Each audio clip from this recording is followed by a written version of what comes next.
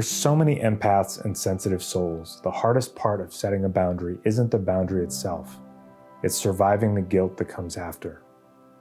Guilt is the hook that pulls you back.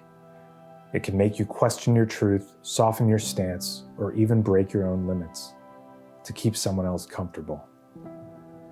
Today, let's break down why guilt loops happen, how controlling systems use them, and how to set and hold boundaries without collapsing back into old patterns.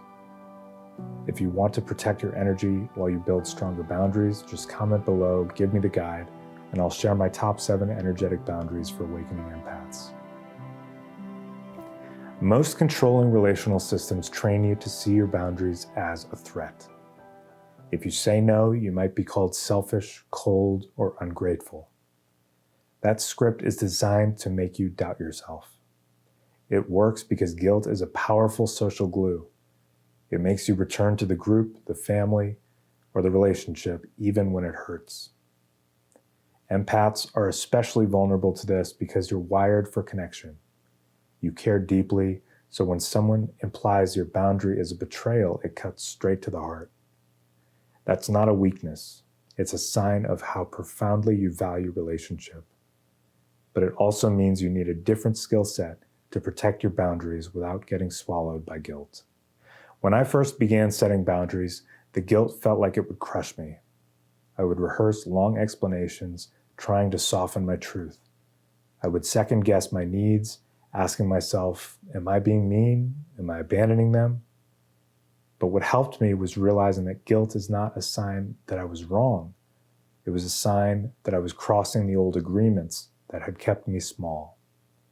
In the sovereignty sequence, this is a milestone moment, seeing guilt not as an enemy, but as a teacher, pointing to where you have been conditioned to abandon yourself. Let's name how the guilt loop keeps you stuck. You set a boundary, someone pushes back or acts hurt. You feel responsible for their reaction, and then you collapse the boundary to relieve the guilt.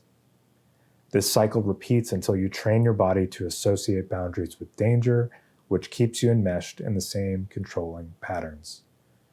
The truth is, someone's disappointment or discomfort is not yours to manage.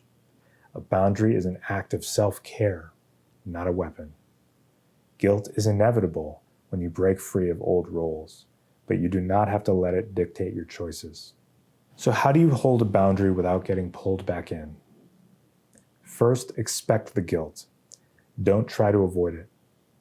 Expect it, name it, and remind yourself, guilt does not mean I am wrong. Second, ground in your body. Guilt is a mental loop, but your body can anchor you back into truth. Breathe, feel your feet, and relax your shoulders. Third, write down the boundary and keep it visible. When guilt rises, read it back to yourself to remember why you set it. Fourth, practice short, clean boundary statements. The simpler they are, the harder it is for guilt to twist them around. For example, I'm not available for that, or no thank you. Fifth, connect with people who validate healthy boundaries. Support is crucial so you don't feel alone when the guilt gets loud. Inside the sovereignty sequence, these practices are woven into the framework so you can build sustainable, unshakable boundaries. From a spiritual lens, boundaries are sacred. They are the edges of your energy field, the place where you choose what comes in and what stays out. When you honor your boundaries, you honor your essence. Guilt may visit, but it does not get to govern.